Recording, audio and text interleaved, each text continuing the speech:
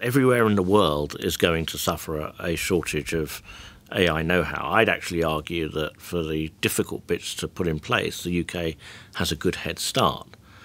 But the wider point almost is understanding the importance of this. If you are a UK business who's not in technology, you are going to need to use these kind of technologies to be competitive.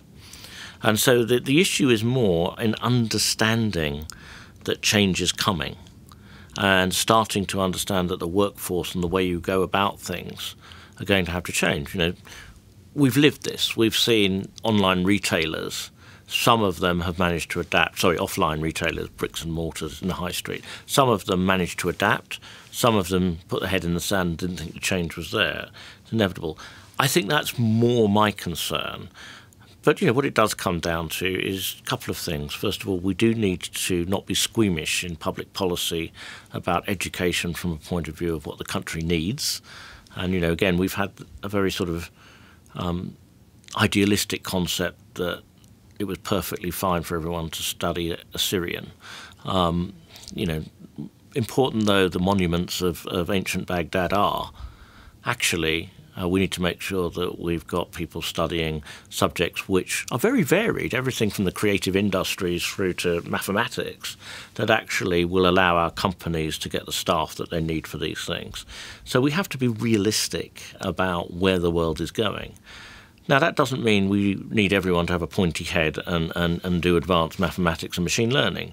No, we don't. But what we do need is people that, for example, are more at home with the ideas of probability and risk.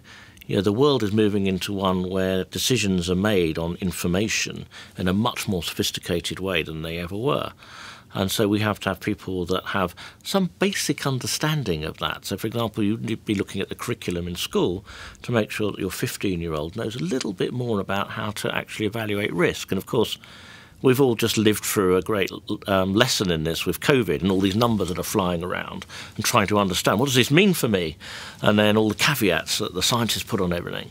But what we actually need to understand is that the world is moving to a world where some of these skills are actually important in general, and perhaps those are the kind of things that are more profitable. And the other side of it is adapting, realising we have to adapt. The world is going to change. There are a whole range of estimates for the effect of technologies like AI on jobs, and we could have a long debate about what number it is, but it's big. And one of the first reactions you see when you see that is to think, heavens, that's going to be disastrous.